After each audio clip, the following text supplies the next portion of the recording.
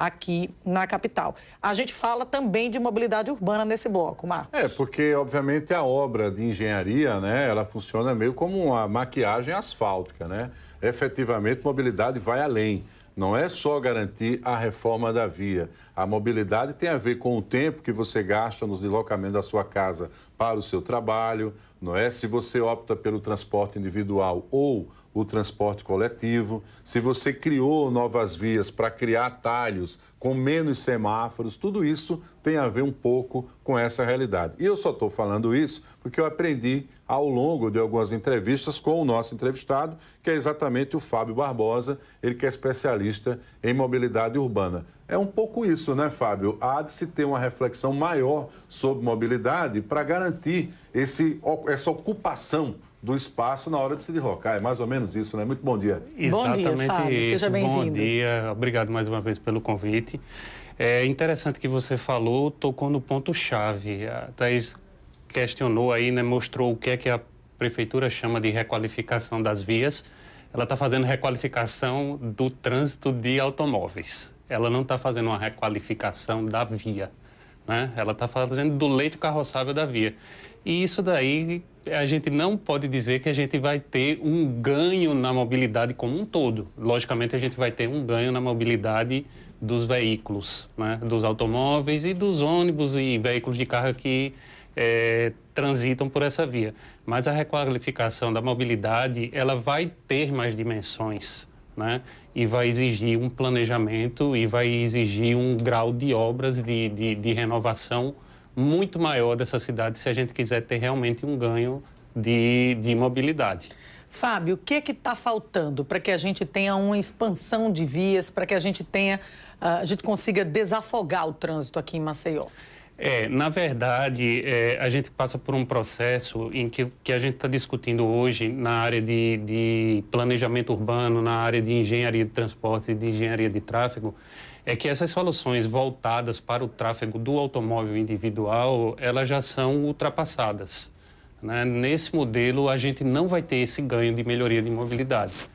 Então, todas as grandes cidades do mundo, elas têm investido num planejamento urbano que contemple um desenho inclusivo de mobilidade, que seja você permitir a circulação mais ativa de outros meios de transporte, seja a bicicleta elétrica, seja o patinete, seja a própria caminhada potencializada, né? Mas do jeito que isso precisa ser feito, a gente precisa parar e repensar a cidade, né? A gente precisa fazer aquela pergunta clássica que é: qual é a cidade que a gente quer?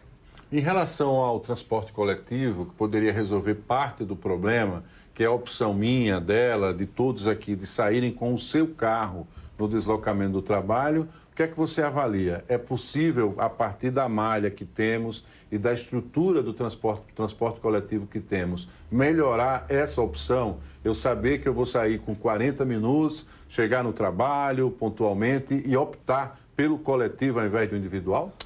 Na verdade, o grande índice para a gente saber se o transporte coletivo é suficiente é justamente pessoas de classe média alta, dizer que não, eu tenho a opção de deixar meu carro em casa e vou transporte coletivo.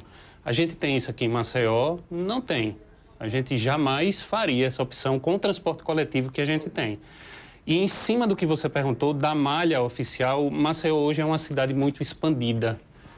Um dos problemas que a gente associa a mobilidade a planejamento urbano é a gente controlar essa expansão. E essa expansão em Maceió não é controlada, ela é muito fluxo da especulação.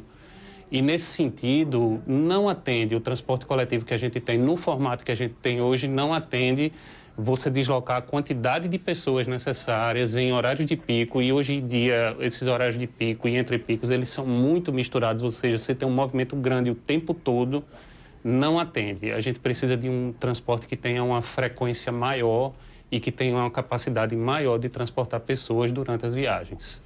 Fábio, a Prefeitura está realizando obras que vão interligar as avenidas Durval de Góes Monteiro, a Avenida Menino Marcelo, em seguida também projetos que interligam a Rota do Mar. Isso é uma boa solução?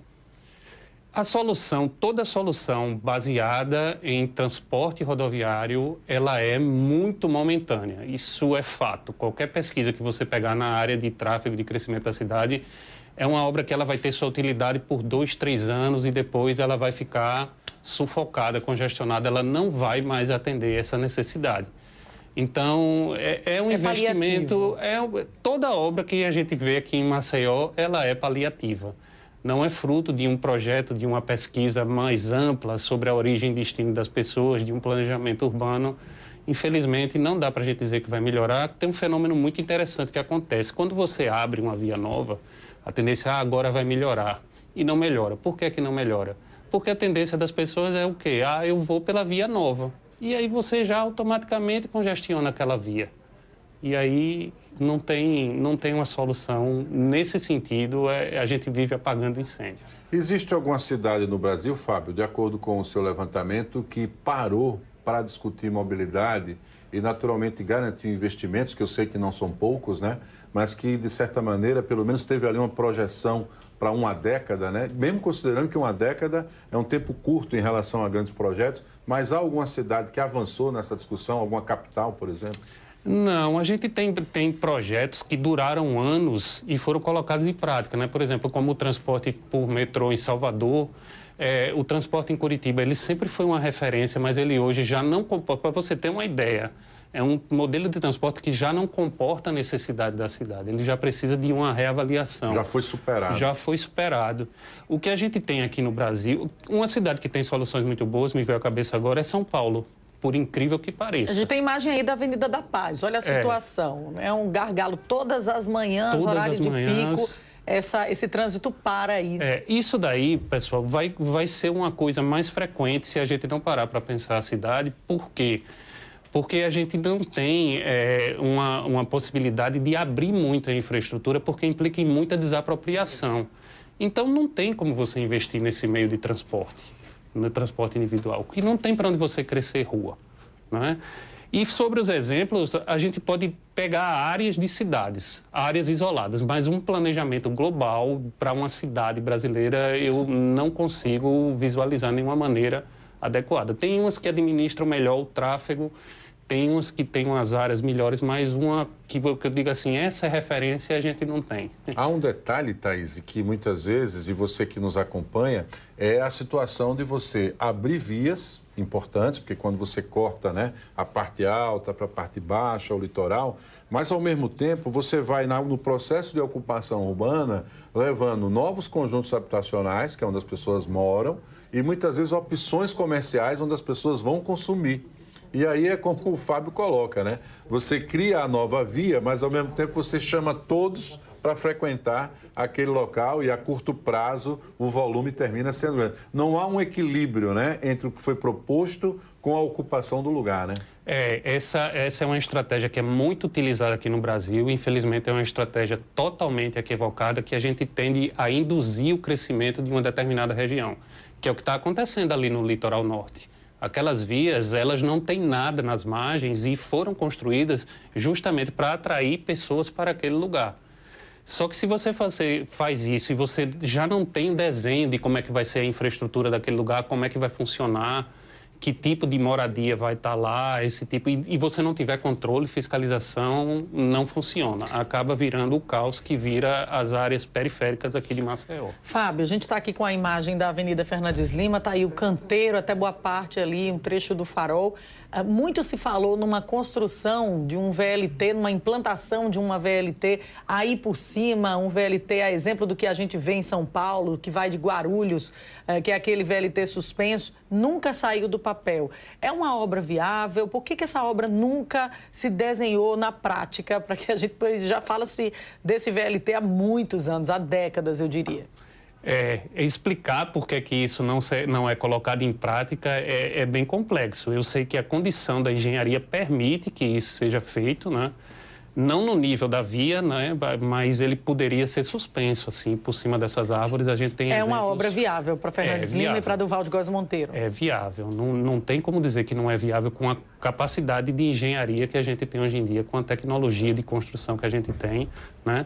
Tanto aí, pessoal, como no Vale do Reginaldo, que eu acho que seria mais viável porque ele teria mais facilidade de ligar a parte alta à parte baixa de Maceió. E se precisar de alguma desapropriação, seria mais barato em função do perfil das habitações. Isso, né? Você pega aquela calha do Reginaldo, aquilo ali, já falaram em projeto de construir uma via ali, seria um erro terrível não aproveitar aquilo ali para você fazer um transporte ferroviário por cima do Vale do Reginaldo, e ele tem uma penetração na área ali do Poço, né, que seria muito mais fácil você fazer a ligação do que você fazer a ligação, porque aqui a gente tem a ligação até a Praça do Centenário, né, e daqui para baixo como é que ficaria? Ficava meio solto.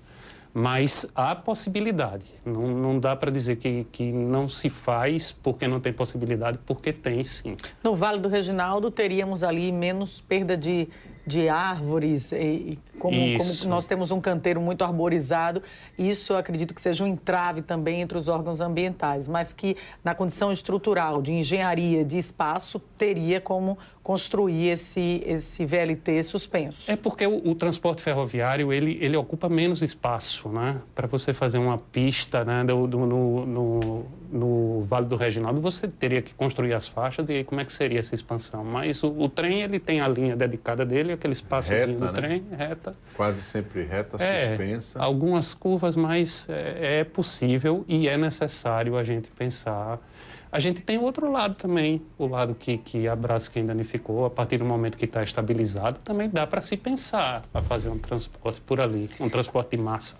A gente sente porque, principalmente os passageiros que poderiam se aproveitar e se beneficiar mais do transporte ferroviário, hoje em dia estão saindo, deixando de utilizar o transporte, até porque muitas estações estão ali interditadas, a linha férrea foi bloqueada em alguns trechos, então muitos passageiros estão buscando outros meios de transporte que utilizavam o trem, o VLT. É uma pena, a gente vê ali a parte onde fica a linha férrea na Buarque de Macedo, aquilo ali totalmente abandonado. Eu nunca me espantei quando passei por aquela região nos últimos dias. Realmente, o bairro parece que foi esquecido. Aquela parte do centro ali parece que realmente foi esquecida, inclusive por moradores e comerciantes, o que não é de se estranhar. O dano causado é enorme e o trem, ele tem essa capacidade de dar uma vida muito grande, uma dinâmica diferente para a cidade. Melhor em todos os sentidos. Se você pegar a cidade que tem transporte coletivo baseado em trem, os índices de saúde são melhor, os índices de mobilidade são melhor, o índice de acesso as pessoas têm para participar da vida econômica, faz circular mais dinheiro, é muito melhor. Eu não sei até sei o que é que impede que essas coisas aconteçam aqui no Brasil, mas é um erro crasso que a gente comete em termos de mobilidade, não investir no transporte ferroviário em áreas urbanas. Pois cuidar da saúde, né? Para ver esse momento de transformação. É o futuro, será que ver essa ideia do Fábio sair da ideia da cabeça dele, do papel, e se tornar realidade, Thaís. É um tema muito instigante. Eu fiquei imaginando, né? Aqui o VLT suspenso passando por todo o Vale do Reginaldo, levando as pessoas do Benedito Bentes até o centro da capital, até a Orla, o início ali no Jaraguá. O prefeito Cícero Almeida foi eleito com esse projeto, né? Tinha até um desenho do computador ali onde o trem passaria. Bem né? lembrado. Eu me lembro disso, né? Quem é mais jovem há mais tempo lembra, né? Então, mas não saiu da ideia, lamentavelmente. A cidade cresceu, inchou. O brasileiro tem uma paixão por carro muito grande, né? A ideia do transporte individual, ela representa status também e acaba afetando a questão coletiva, que é isso que o Fábio sempre pensa, né? E coloca também para a sua reflexão. Fábio, a gente gostaria de agradecer. Volte sempre, é sempre importante traçarmos aqui ideias, sugestões, falarmos de viabilidade de obras. Acho que a população realmente anseia por obras de mobilidade urbana. Maceió dá um nó todos os dias em várias avenidas e realmente é uma grande necessidade para a nossa capital. E você tem uma visão aí que abre muito a mente da gente em relação a isso. Muito obrigada. Obrigado a vocês. Lembrando sempre que quanto mais a gente demorar a pensar a cidade nesse sentido, mais complicado vai ser para a gente tomar providências que realmente deem resultados. Obrigado. Valeu, Fábio. Até uma próxima. Vamos para um rápido intervalo.